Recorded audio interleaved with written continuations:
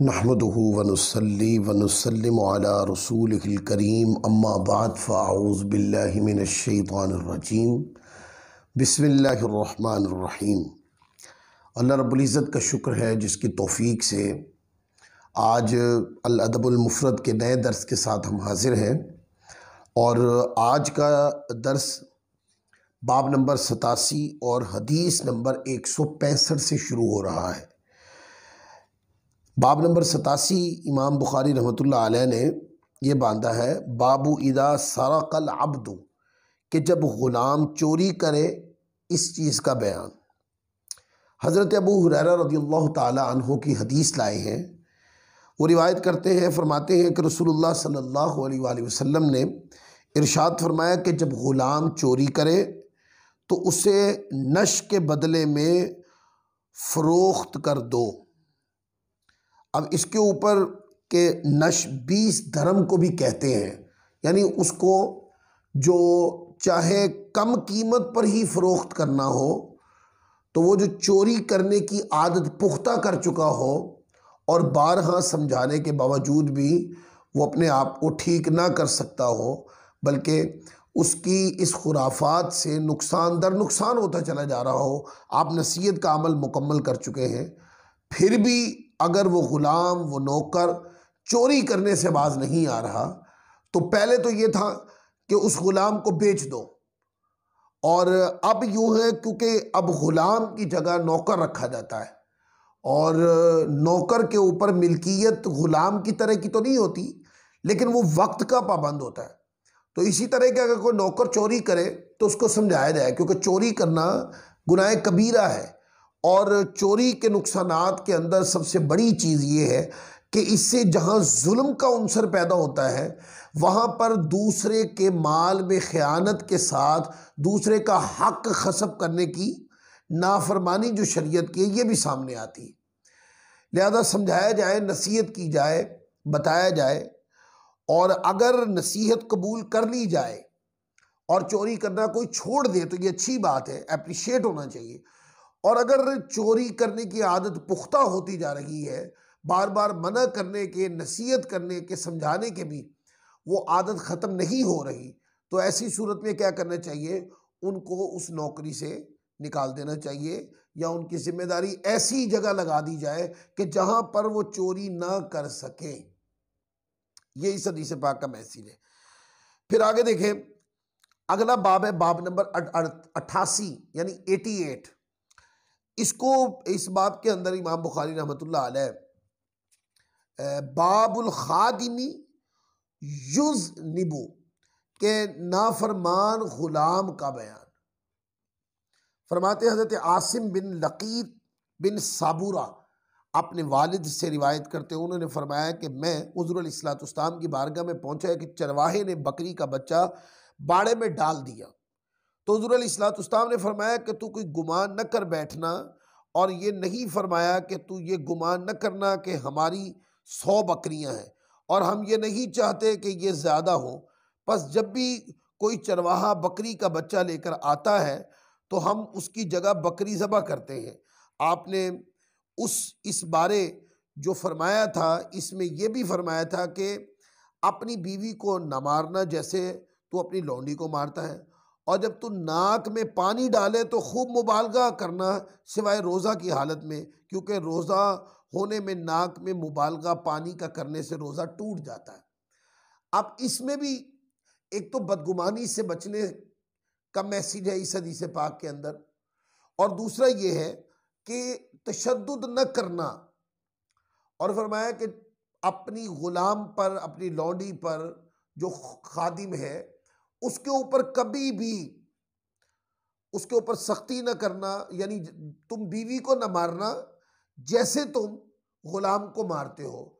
अब ग़ुलाम और बीवी के हकाम और है, लेकिन इसका मतलब ये नहीं है कि जिस तरह बीवी को न मारने का कहा गया कि बीवी को नहीं मारना चाहिए, और मुकाबले में ये कहा जैसे तुम लौंडी को मारते हो, तो इसमें यह है कि एक तो बीवी पर हाथ नहीं उठा सकते, और अगर हाथ उठाना है तो उसके जो जायज़ उमूर बयान किए गए हैं, ना उस हद को क्रॉस किया जा सकता है और ना उस तरतीब को तोड़ा जा सकता है। लिहाजा जो ग़ुलाम है वो ग़ुलाम औरत अगरचे बीवी नहीं है लेकिन उस पर जुल्म नहीं कर सकते। दीगर हदीस हम पीछे पढ़ चुके हैं, उस पर जुल्म नहीं कर सकते। और जब कोई ग़ुलाम होता है तो बीवी चूंकि हमसरी के पैमाने पे आ जाती है और ग़ुलाम जो होता है वो ताहते कुदरत होता है, इसलिए बंदा बीवी के ऊपर हाथ उठाता है तो ज़रा झिझक महसूस करता है, घबराता है, डरता है। लेकिन जब बात आती है ग़ुलाम पर तो चूंकि इख्तियार चल जाता है तो वह हद से ज़्यादा जुल्म कर बैठता है। तो ये मना किया गया कि बीवी को न मारना जैसे तुम औरतों को मारते हो। और इसमें नसीहत ये है कि जो ताहते कुदरत ताहते इख्तियार है उसके ऊपर भी अपना गलत इख्तियार इस्तेमाल नहीं करना चाहिए। और साथ एक प्यारी सी नसीहत फरमा दी, फरमाया कि जब नाक साफ करो तो पानी के साथ अच्छे तरीके से नाक को साफ किया करो। और यानी कि नाक के अंदर से पानी अच्छे तरीके से डालकर साफ किया करो। अब देखिए कितनी प्यारी बात की हुज़ूर अलैहिस्सलाम ने। अरब का कल्चर था ना, तो अरब के कल्चर में वो इलाका जिसको उर्दू में बोलते हैं रेतला इलाका, सहराई इलाका था। रेत उड़ती रहती थी, मट्टी उड़ती रहती थी और लोग आते जाते थे। तो जाहिर है हाँ, ऐसे मौके के ऊपर जो सांस लिया जाता उसके साथ गर्दो गुबार कान नाक में भी जाती थी। इसलिए हुज़ूर अलैहिस्सलाम ने फरमाया कि नाक को धोया करो और अच्छे तरीके से धोया करो ताकि नाक के जो ज़ाहरी नाक के नथनों की तरफ बांध सकें वो भी धुल जाएं और उस मट्टी की गर्द के लगे रहने की वजह से जो बीमारी पैदा होनी है वो भी ख़त्म हो जाए।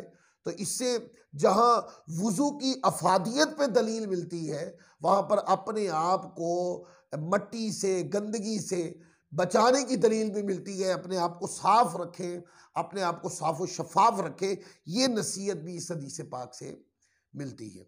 यह हदीस पाक 166 नंबर पर अल-अदबुल मुफ़रद में इमाम बुखारी रहमतुल्लाह अलैह ने इसको बयान किया है और इमाम अबू दाऊद रहमतुल्लाह अलैह ने इसको सुनने अबी दाऊद जो सियासिता की किताब है उसमें 3 मुकाम पे रिवायत किया। 142 के ऊपर उन्होंने पहली बार रिवायत किया और दूसरी बार 2366 पर और तीसरी बार उन्होंने 3973 के ऊपर सुनने अबी दाऊद में बयान किया। इमाम तिरमिज़ी ने भी इसको 2 बार रिवायत किया अपनी सुनन तिरमिज़ी में। पहली बार हदीस नंबर 38 में बयान किया और दूसरी बार 788 के ऊपर इमाम तिरमिज़ी इसको लाए। इमाम नसाई रहमतुल्लाह अलैह ने इस रिवायत को बयान किया सुनन नसाई के अंदर। पहली बार हदीस नंबर 87 पर वो इस हदीस पाक को लाए, फिर इससे मिलते जुलते मतून भी उन्होंने बयान किए, पर यही मतन इमाम नसाई रहमतुल्लाह अलैह अपनी सुनन नसाई की हदीस नंबर 87 पे लाए। सुनन इब्न माजा में 407 और 448 ये 2 मुकाम पर आप उठा के सुनन इब्न माजा पढ़ेंगे तो ये हदीस आपको मिल जाएगी। आगे बाब नंबर 89 है और बाब नंबर 89 इमाम बुखारी रहमतुल्लाह अलैह बाब मन ख़तम अला खादिमिही मखाफत सूइ ज़न्नी के बदगुमानी के खौफ से अपने माल पर मोहर लगा देने का बयान।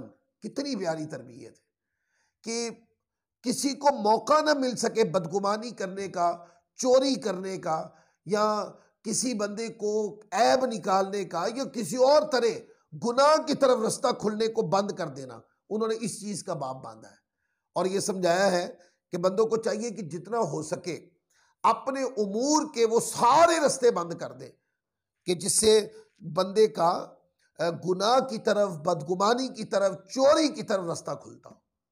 और नीचे हदीस लाए हैं हज़रत अबुल आलिया रज़ियल्लाहु ताला अन्हु से रिवायत है, फरमाते हैं कि हमको हुक्म दिया गया कि हम अपने खादिम से चश्म पोशी करें। अब चश्म पोशी का माना क्या है? चश्म पोशी का माना ये है कि अगर वो किसी गलती में पड़ गया है या एक मिसाल है कि वो किसी कमज़ोरी में आ गया है तो उसको बर वक्त उसी मुकाम पर पकड़ कर उसको ज़िल्लत और रुसवा मत करें। अगर वो किसी गलती की तरफ है तो वक्ती तौर अगर उसमें चश्म पोशी जायज़ है, वो अमल ऐसा कर रहा है तो चश्म पोशी करें, फिर किसी हिकमत अमली से उसको समझा दें। और बेहतर तरीका क्या है कि अगले टुकड़े में और हम वजन कर ले और गिन ले, इस बात को नापसंद करते हुए कि उसे बुरे कामों की आदत ना पड़े या हम में से कोई एक बदगुमानी करे। कहा कि देखे ना, कोई बंदा गलती की तरफ चला गया है। गलती की तरफ क्यों गया? हमने अपने माल का हिसाब नहीं किया, अपने माल को गिना नहीं। अगर हम अपने माल को गिन लेते, हिसाब कर लेते, वजन कर लेते, तो जो रहबर और रखवाला है वो भी इस से महफूज हो जाता। शैतान उसकी तवज्जो ही ना मोड़ सकता। उसको पता है कि ये माल गिना हुआ है, इसके अंदर दो नंबरी नहीं हो सकती, या इसके अंदर से कोई इजाफा नहीं उठाया जा सकता, या धोखा नहीं दिया जा सकता। लेकिन होता क्या है? होता इस तरह है कि जिस वक्त हम माल को गिनते नहीं, वजन नहीं करते, या उसके तहफ़्फ़ुज़ का रास्ता जो होता है उसको कामिल नहीं करते, तो फिर क्या होता है? तो इस तरह कोई दूसरा बंदा बदगुमानी की तरफ चला जाता है, गुनाह की तरफ चला जाता है, चोरी की तरफ चला जाता है। लिहाजा किसी को गुनाह की तरफ माइल होने से बचाने के लिए अपने माल को गिन ले और नीयत साले ये कर ले कि इस वजह से नहीं गिन रहा हूं कि मुझे इस पे शक है कि ये चोरी करेगा, नहीं, इस वजह से गिन रहा हूं कि कहीं कोई बदगुमानी का शिकार न हो जाए, कहीं कोई गुनाह का शिकार न हो जाए, तो मैं गुनाह से बचाने के लिए ये अमल सरंजाम दे रहा हूं। तो इस हदीस पाक में ये तरबियत है। आगे बाब नंबर 90 है और इसमें भी इसी से मिलती जुलती हदीस इमाम बुखारी लाए। बाब का उन्वान है बाबु मन ख़तम अला खादिमिही मखाफ़त सूइ ज़न्नी, यानी जो बाब का उन्वान ऊपर है तकरीबन वही उन्वान, यानी बाब नंबर 89 का जो उन्वान है वही बाब नंबर 90 का 19 का उन्वान है कि जो शख्स माल को गिन कर रखे बदगुमानी पैदा होने के खौफ से, उसका बयान। फिर नीचे हदीस लाए हजरत हारिसा बिन मुदर्रिब रदियल्लाहु ताला अन्हु और हजरत सलमान फारसी रदियल्लाहु ताला अन्हु से रिवायत करते हैं। उन्होंने फरमाया कि मैं अपने गुलाम पर बदगुमानी के खौफ से बचने के लिए गोश्त की हड्डियां गिन कर रखता हूँ, यानी गिन के रख लेता हूँ, और गिनना भी उनके सामने या किसी ऐसे अंदाज में कि जिससे उनको इल्म हो जाए कि ये चीज़ें गिनी हुई हैं, इसके अंदर दो नंबरी नहीं हो सकती, इसमें धोखा भी नहीं दिया जा सकता, इसमें से चोरी भी नहीं की जा सकती। तो अब वो बाकायदा अमल करके उन्होंने दिखा दिया कि इस अंदाज में अपने माल को कामिल तहफ़्फ़ुज़ के साथ रखा जाए कि कोई दूसरा बदगुमानी न कर सके, न चोरी कर सके, न धोखा दे सके। फिर नीचे और हदीस लाए, हदीस नंबर 169 यानी 169 हदीस। हजरत अबू इसहाक ने कहा कि मैंने हजरत हारिसा बिन मुदर्रिब से सुना, उन्होंने कहा कि मैंने हजरत सलमान रज़ियल्लाहु ताला को सुना कि मैं हड्डियाँ भी बदगुमानी पैदा होने के खौफ से गिन के रखता हूँ। तो हदीस नंबर 168 और हदीस नंबर 169 ये तकरीबन एक ही मौजू की हदीस है। फिर आगे देखें, बाब नंबर 91 है और इस बाब का जो उन्वान कायम किया है बाबू अदबिल खादिमी, कि गुलाम को अदब सिखाने का बाब। हदीस नंबर 170 इसके नीचे इमाम बुखारी लाए। हजरत मखरबा बिन बुकाइर रज़ियल्लाहु ताला अन्हु अपने वालिद से रिवायत करते हैं, उन्होंने कहा मैंने हजरत यजीद बिन अब्दुल्ला बिन कुसैत रज़ियल्लाहु ताला अन्हु से सुना, उन्होंने फरमाया कि हज़रत अब्दुल्ला बिन उमर रज़ियल्लाहु ताला अन्हुमा ने अपने ग़ुलाम को सोना देकर भेजा या चांदी देकर भेजा तो उसने बै सरफ की, तो बै सरफ में मोहलत दी। बस जब वो ग़ुलाम वापस आया तो आप रज़ियल्लाहु ताला अन्हु ने उसको बड़े ज़ोर से एक सख्त कोड़ा मारा और फरमाया कि चला जा और वो चीज़ जो मेरी है ले ले और तू बै सरफ न करना।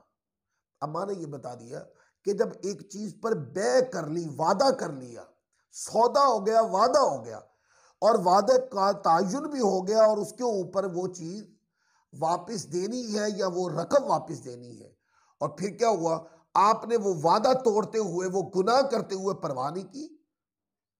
चूंकि वो गुनाह किया और वादा तोड़ते हुए परवाह नहीं की और ये भी महसूस नहीं किया कि ये गुनाह है, और उसकी कोई जायज और मुनासिब इल्लत भी पेश नहीं कर सके कि किसी तकलीफ की वजह से यह मामला पेश आ गया, तो आपने सख्ती से थप्पड़ रसीद कर दिया, यानी एक दुर्रा मारा, सजा दे दी।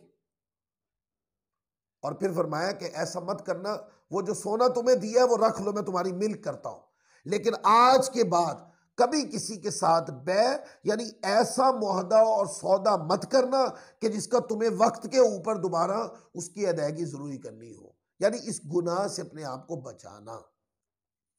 अब ये क्या है, ये भी एक अदब सिखाया कि जो वादा करो, जो मुआहदा करो, उसको पूरा करो। हजरत अब्दुल्ला बिन उमर रज़ी अल्लाह ताला अन्हुमा ने अपने गुलाम को यह अदब सिखा दिया, और देखें अदब सिखा दिया तो उसके ऊपर करम नवाजी भी की साथ।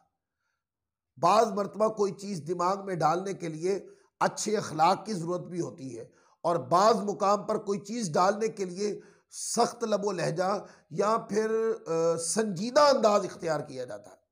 तो हज़रत अब्दुल्ला बिन उमर रज़ी अल्लाह ताला ने जहां पर आपने एक दुर्रा कोड़ा मारा, वहां पर साथ शफकत का दरिया बहा के दिल खुश करने के लिए यह कह दिया कि जो तुम्हें चांदी दी थी, जो सोना दिया था, वो तुम्हें माफ कर दिया, तुम्हारी मिल्क कर दिया, वो तुम्हें दे दिया। तो इससे यह पता चला कि हमें चाहिए हम अपने मातहतों को भी अदब सिखाएं, पर अदब के तकाजों को मद्देनजर रखें कि अगर कोई बंदा है उसके अंदर कोई कमी है तो उन कमियों को दूर करने के लिए हिकमत और तदबीर के रास्ते को इख्तियार करें। और अगर बगैर हिकमत और तदबीर के आप किसी पे सख्ती करते रहेंगे, जुल्म करते रहेंगे, मारते रहेंगे, और अपना ये तसव्वुर बना लेंगे कि बगैर जबर के, बगैर जुल्म के, बगैर मार के ये ठीक नहीं हो सकते, तो ये जुल्म है, जुल्म, ये गुनाह है, गुनाह कबीरा है, ये अल्लाह की बारगाह में इसका जवाब देना होगा। फिर आगे हदीस नंबर 171 इसी बाब नंबर 91 के तहत है। हजरत अबू मसूद रज़ी अल्लाह ताला अन्हु से रिवायत है, फरमाते हैं कि मैं अपने एक गुलाम को मार रहा था, पस मैंने अपने पीछे से एक आवाज सुनी कि जान ले ए अबू मसूद, अल्लाह ताला तुझसे ज्यादा इस पर कुदरत रखता है। नसीहत की, अल्लाह ताला इस गुलाम पर तुझसे ज्यादा कुदरत रखता है। सो मैंने पलट कर देखा तो वो रसूलुल्लाह सल्लल्लाहु अलैहि वसल्लम थे। मैंने अर्ज की, या रसूलल्लाह वो आज़ाद है अल्लाह की रज़ा के लिए। आपने फरमाया अगर तू ये ना करता, यानी इसे आज़ाद न करता, तो तुझे ज़रूर जहन्नम की आग पड़ती, या फरमाया तुझे आग जुलसा के रख देती। अब इसमें नसीहत है कि जब वो मार रहे थे, अगरचे जायज़ ही मार रहे होंगे, हुजूर अलैहिस्सलाम ने फरमाया कि जो आपको इख्तियार है, अल्लाह को इससे भी ज्यादा इस बंदे पे इख्तियार है, लेकिन अल्लाह तबारक व तआला अज़्ज़ व जल की तरफ से इसके ऊपर कोई अताब नाजिल नहीं हुआ, कोई सख्ती नहीं आई, तो आप भी इन पर सख्ती ना करें। तो सख्ती ना करें, वो हुजूर की मुराद को भांप गए हजरत अबू मसूद। तो उन्होंने क्या किया, उन्होंने उस गुलाम को आज़ाद कर दिया और हुजूर की बारगाह में अर्ज़ की, या रसूलल्लाह ये रज़ाए रब्बी के लिए, या रसूलल्लाह ये गुलाम आज़ाद है। तो फरमाया कि ये जो गुलाम आज़ाद करने का अमल है, ये तुमने अपनी फितरत के मुताबिक, यानी ब्रैकेट की तशरीह कर रहा हूं, फितरत के मुताबिक तुमने कर दिया, और अगर तुम ऐसा ना करते तो ये इसके नतीजे में, या फिर इसको इस मामले के बाद कहीं ऐसा ना हो कि किसी को ऊपर सख्ती करना कहीं जहन्नम के आग में जुलसने के बराबर ना हो जाए। तो अब ये मफाही का है कि तरबियत ये दी गई कि जब बंदा जुल्म करता रहता है तो कोई बंदा इंसानियत पे जुल्म कर रहा है, तो इसका ये भी मतलब है कि जुल्म करने वाले के ने अपने लिए दोज़ख का अजाब तैयार कर रखा है। जुल्म की तरफ बढ़ना, जुल्म करते रहना और जुल्म करने से बाज न आना, ये कोई फजीलत की बात नहीं है। आज हम देखते हैं कि कोई इलाके का चौधरी होता है, उसका असर और रसूख है, वो अपने किसी दोस्त के कहने के ऊपर किसी गरीब को सख्ती भी कर देता है, इज्जत भी बर्बाद कर देता है, इज्जत नफ्स भी खराब कर देता है, ठीक है, इज्जत दागदार भी कर देता है। और इस तरीके से आप मुख्तलिफ अमूर देख लें ना, मतलब आप थाना कचहरी देख लें, थाना कचहरी के अंदर जो जायज़ मुकदमात होते हैं, जो उसकी जायज़ सजाएं हैं जो मिली हैं, उनको उतनी सजा देना जितनी मुकर्रर कर दी गई है, ये तो समझ में है। लेकिन जो मुकर्रर नहीं की गई, बगैर किसी बंदे की मुज़ाहमत किए उस बंदे को मारना, तकलीफ देना, गंदी गालियां देना, उससे बेजा पैसे निकलवाना, उसके पीछे वाले लोगों को तड़िए देना, उनसे ज़्यादा पैसे निकलवाना, और हत्ता कि अदालत में उसका फैसला होने से पहले तक उसको बर्बाद कर देना दुनियावी तौर पर, और बाद में अदालत में जाके पता चलता है कि ये तो केस इसका है ही नहीं। तो इस तरह के उमूर और इससे मिलते जुलते जितने माशरे में बुराइयां हैं, जुल्म का कोई भी महल हो वो गलत है, वो बंदे के लिए दोज़ख का फैसला है। वो अल्लाह के अताब को उसने आवाज़ दी है जो बंदा किसी इंसान पर जुल्म करता है। फिर आगे बाब नंबर 92 है, इसी बाब पर आज का दर्स हम ख़त्म कर देंगे। बाब का जो तर्जुमतुल बाब है, जो उन्वान है, चैप्टर का उन्वान जिसको उर्दू में कहते हैं, बाबु ला तकुल फब्बहल्लाहु वजहहु, कि ये मत कह कि अल्लाह उसका चेहरा भयानक कर दे। अब ये क्या है? यानी किसी बंदे को कि नामुरादी की दुआएं मत करें, किसी बंदे को यानी कि गलत अल्फाज ना कहें, आप किसी बंदे के हवाले से सख्त अल्फाज ना कहें, बद्दुआ मत दें, जिसको आसान लफ्ज़ में कहते, बद्दुआ नहीं देनी चाहिए किसी बंदे के लिए। नीचे हदीस है, हदीस नंबर 172, हज़रत अबू हुरैरा रज़ियल्लाहु ताला अन्हु हुज़ूर नबी पाक सल्लल्लाहु अलैहि वसल्लम से रिवायत करते हैं, आपने फरमाया तुम ये मत कहो कि अल्लाह ताला उसका चेहरा भयानक फरमा दे, चेहरा भयानक कर दे, ये बद्दुआ मत दो किसी को। बल्कि क्या करो, अगर एक मिसाल किसी बंदे से गलती हो गई और आप उसको समझाना ही चाहते हैं तो आप उसके लिए दुआए हिदायत क्यों नहीं करते? अगर एक मिसाल है वो किसी गलत काम पर, किसी गुनाह के काम पे अड़ गया है तो उसके लिए दुआ करें, ऐ मालिक करीम इसको हिदायत अता फरमा, इसको गुनाह से ऐ मालिक करीम मुजतनिब फरमा, ऐ मालिक करीम इसको आशनाई अता फरमा कि ये अपने गुनाह को पहचाने, इस तरह कहा जा सकता है। या उसके लिए दीगर नसीहत के रास्ते खोले जा सकते हैं, ऐसी शख्सियात को मिल ले कि जिनकी वो बात सुनता है, उनके जरिए से समझाने की कोशिश की जाए, और इस तरह के हजारों रास्ते जो बुरुए कार लाए जा सकते हैं।